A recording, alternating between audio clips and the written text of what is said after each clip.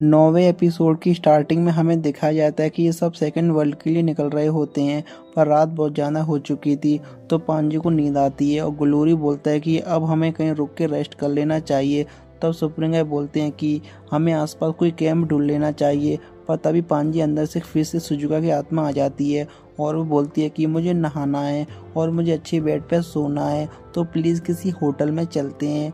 पर ये बिल्कुल पॉसिबल नहीं था, क्योंकि अगर ये होटल में गए तो गोकू को कोई आराम से पहचान लेगा और गोमा की आड़ में उनके पीछे पड़ जाएगी। पर तभी पांजी को गोकू को टोपी पहना देती है और वो बोलती है कि अगर गोकू के बाल छुपे रहे तो उसे कोई भी नहीं पहचान पाएगा। तो ग्लोरी भी ज़्यादा बहस नहीं करता और वो उसके लिए मान जाता है। और यह सुन के पांजी बहुत ज़्यादा खुश थी। अब बाद में ये सब नज़दीकी होटल में जाते हैं और वो गोकू से बोलते हैं कि वो अपनी स्टिक को भी अंदर रख ले, क्योंकि वो तुम्हें इससे पहचान लेंगे। और फिर सुप्रीम गाय बोलते हैं कि हमें ड्रैगन बॉल का भी कुछ करना होगा, हम इसे ऐसे लेके घूम नहीं सकते। तब पांजी ये बैग निकालती है और इस ड्रैगन बॉल को उसके अंदर डाल देती है। अब कोई चांस नहीं था कि इन्हें कोई पहचान ले और पकड़ ले, पर यहाँ पर दो लोग उन्हें शक की नज़र देख रहे होते हैं, जैसा कि उन्हें गोकू पर कुछ अजीब सा लग रहा था। और ये ग्लोरी भी सेंस कर लेता है, तो वो आइडिया देता है कि हमें अलग अलग कमरे में नहीं रह के एक कमरे में रहना चाहिए, ताकि अगर कुछ बुरा होने वाला हो तो हमें उसे रोक सकें। पांजी बोलती है कि ग्लोरी तो मुझे कुछ ज़्यादा ही अमीर लग रहा है, आखिर इतने पैसे लाता कहाँ से है। तो सुप्रीम गाय बोलती है कि ये तो तुम्हारे डैड के लिए काम करता है ना, तो मुझे तो लगा था कि इन्हें पैसे देते हैं। तब पांजी बोलती है कि मेरे डैड के पास तो खुद पैसे की कमी है, तो वो कैसे देंगे। और बेचारा गोकू पीछे परेशान था, क्योंकि उस टोपी की वजह से उसके सर में खुजली हो रही थी। और गोकू तो गोकू है, तो वो उस टोपी को उतार देता है। तो पांजी और सुप्रीम गाय आंखें फटी की फटी रह जाती हैं जब वो ये देखते हैं, क्योंकि अगर किसी ने इसे देख लिया तो बहुत बड़ी दिक्कत हो जाएगी। गोकू ने समझाने की कोशिश करता है कि इसमें मेरे सर में खुजली हो रही है, पर पांजी उसकी एक भी नहीं सुनती और ज़बरदस्ती वो टोपी पहना देती है। पर अब बहुत देर हो चुकी थी, क्योंकि वो दोनों गोकू को देख लेते हैं और वो आपस में बात करते हैं कि इसमें कोई शक नहीं कि ये वही लड़का है जिसने तामागामी को हराया है और जो उसके बैग में वो जरूर ड्रैगन बॉल होंगी। इसके बाद पांजी की फाइनली विश पूरी हो जाती है, वो नहा के बाहर आती है और वो बहुत ही ज़्यादा खुश होती है। और वो गोकू पे गुस्सा करती है कि तुम्हें भी नहा लेना चाहिए, क्योंकि इतनी फाइट करने के बाद तुम पूरी पसीने से भीग चुके होगे, तो मैं तुम्हारी एक भी नहीं सुनूंगी, तुम्हें नहाना ही होगा। और मैं तुमसे पूछ नहीं रही हूँ, मैं तुम्हें ऑर्डर दे रही हूँ। अब पांजी की जिद के आगे गोकू भी हार जाता है और वो फाइनली मान जाता है नहाने के लिए। वो नहाने जा ही रहा होता है, पर तभी पांजी उसे खुद रोकती है और तुम्हारे कपड़े कहाँ हैं। तब गोकू बताता है कि वो अपने साथ कोई भी कपड़ा नहीं लाया, वो खाली हाथ आया था। पांजी को यकीन नहीं होता कि कोई इतना अनहाइजीनिक कैसे हो सकता है। तो वो उसे बोलती है कि ठीक है, तुम अभी मेरे कपड़े यूज़ कर लो। फिर गोकू बोलता है कि मुझे लड़कियों के अंडरवेयर पहनने में आदत नहीं है। फिर पांजी बोलती है कि ज़्यादा मुंह मत चलाओ और जो मिल रहा है वो पहन लो। तो इसके बाद गोकू बनाकर आ जाता है और आते ही वो खुश हो जाता है कि उसके सामने पड़ा होता है इतना सारा खाना। ये सब खाना खाए रहे होते हैं, पर अचानक से उन्हें किसी के चिल्लाने की आवाज़ आती है और ये सब उस आवाज़ की तरफ भागते हैं और देखते हैं कि एक वुल्फ उन सब पे अटैक कर रहा होता है। पर गोकू तो कुछ फ़र्क नहीं पड़ रहा था, वो अपना आराम से खाना खाते हुए बोलता है कि मुझे बीच में कूदना चाहिएगा नहीं। पर वो वुल्फ गोकू को देखते एक स्माइल करता है और अपने दोस्त को सिग्नल देता है कि वो सब बाहर हैं। और सिग्नल मिलते ही उसका दोस्त ड्रैगन बॉल लेके वहाँ से भाग जाता है। और जैसे ही वो सब अंदर आते हैं, वो देखते हैं कि ड्रैगन बॉल वहाँ पर नहीं होते।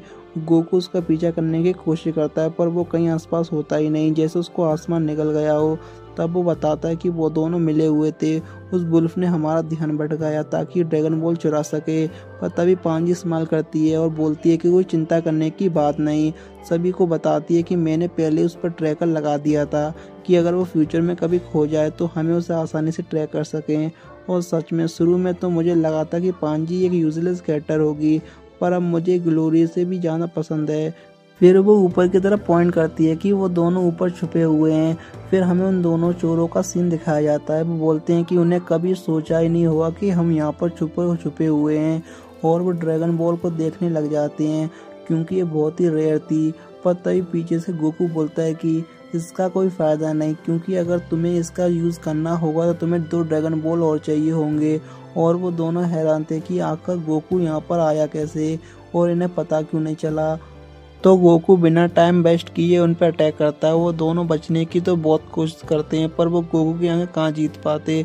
तो फाइनली गोकू ने हराकर ड्रैगन बॉल ले लेता है और जैसे ही वो दोनों उस पर फिर से अटैक करने वाले थे पर इस बार बीच में ग्लोरियो आ जाता है और वो अपनी लाइटिंग वेव से उन पर मार कर भगा देता है। अब इन्हें ड्रैगन बॉल वापस मिल गए थे और इस बार ग्लोरी भी आके पांजी को थैंक यू बोलता है। हमें दिखाया गया था कि ग्लोरी उसे कैसी तरह पांजी से चिढ़ता था पर अब उसे भी समझ में आ गया कि पांजी उनकी टीम के लिए कितनी ज़रूरी है।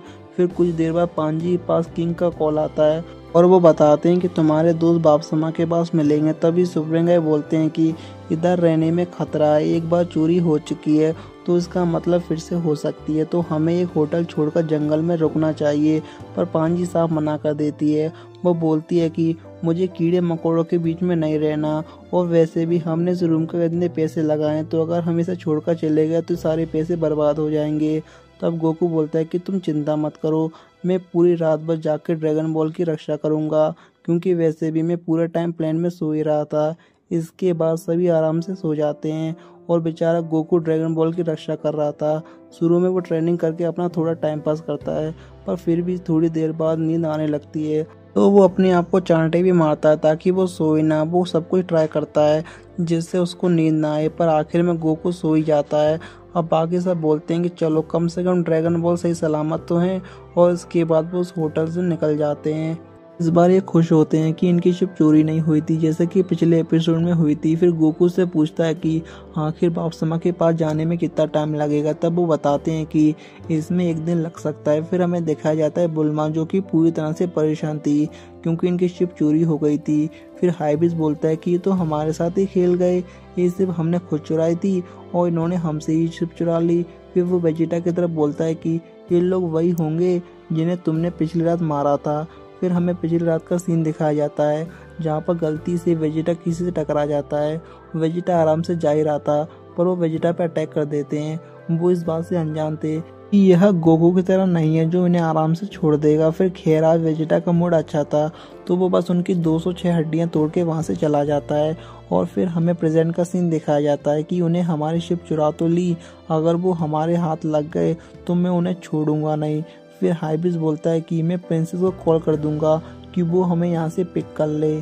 फिर हाइबिस बताता है कि हम तब तक एक गेम खेल सकते हैं, यहाँ पर एक ज़ॉम्बीज़ फॉरेस्ट है तो जिसने सबसे ज़्यादा ज़ॉम्बीज़ मारे वो जीत जाएगा, पर ज़ॉम्बीज़ ने हमें काट लिया तो हम इन्फेक्टेड हो जाएंगे और ज़ॉम्बीज़ बन जाएंगे। ये सुनने के बाद बुल्मा साफ मना कर देती है कि मुझे कोई ऐसा गेम नहीं खेलना। पर तभी बुल्मा कुछ नोटिस करती है और वो बोलती है कि तुम्हारी बेल्ट पर ये अजीब सी चीज़ क्या है, और तभी वो चीज़ मूव करने लगती है और बुल्मा की हालत तो ख़राब हो गई थी। फिर हाइबिस बताता है कि कुछ समय पहले यह मुझे माउंटेन पे मिला था तो मैंने इसे अपने बेल्ट में लगा लिया। इसके बारे में हमें कुछ जाना तो बताया नहीं गया पर मैं श्योर हूँ कि ये थर्ड डीमन आई है। इसके बारे में गोमा ने फर्स्ट एपिसोड में बात करी थी। फिर इसके बाद हमें गोमा के पैलेस का सीन दिखाया जाता है। देगासु गोमा को बताता है कि जिसको हमने बच्चा बनाया था वो इधर आ चुके हैं। तब गोमा हैरान था, उसने उम्मीद नहीं करी थी कि वो लोग सच में इधर आ जाएंगे। फिर गोमा पूछता है कि क्या वो हमें नामेकिन को बचाने आए हैं। तब देगासु बोलता है हो सकता है पर मेरे ख्याल से उनका कुछ और भी मोटिव है, वो शायद ये ड्रैगन बॉल को लेने आए हैं।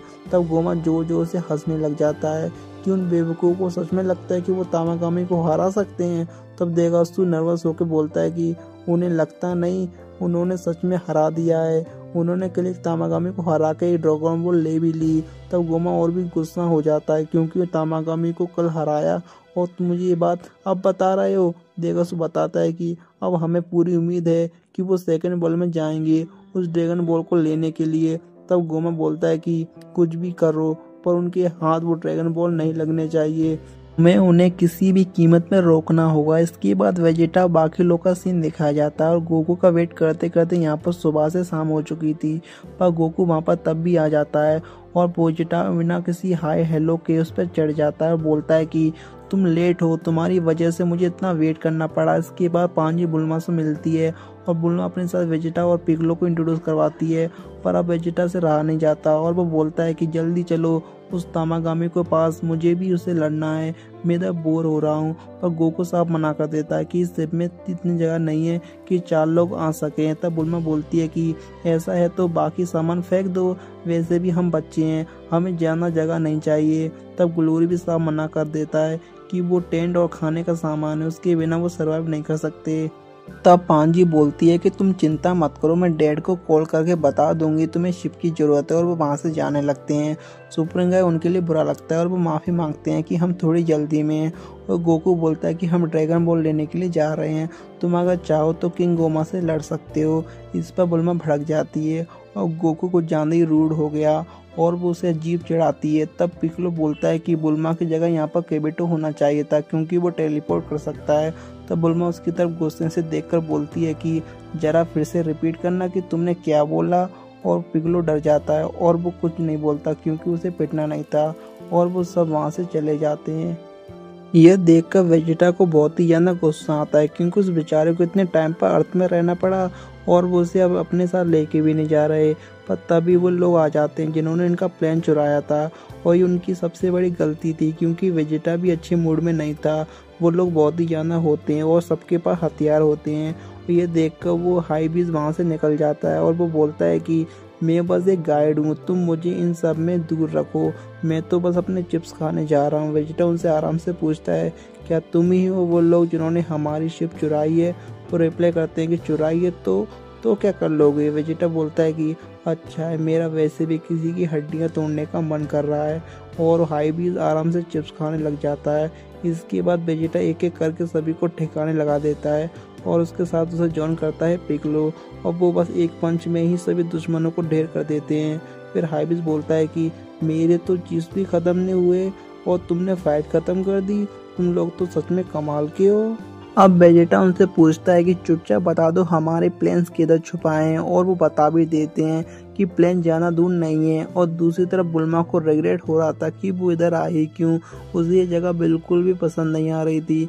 फिर हमें सीन दिखाया जाता है इयरिंग्स का, जो बोलती है कि मुझे लगता है कि अब ये रेडी हो चुका है, और वो लेडी बोलती है कि हाँ। वो निकालती है ग्रीन सीड।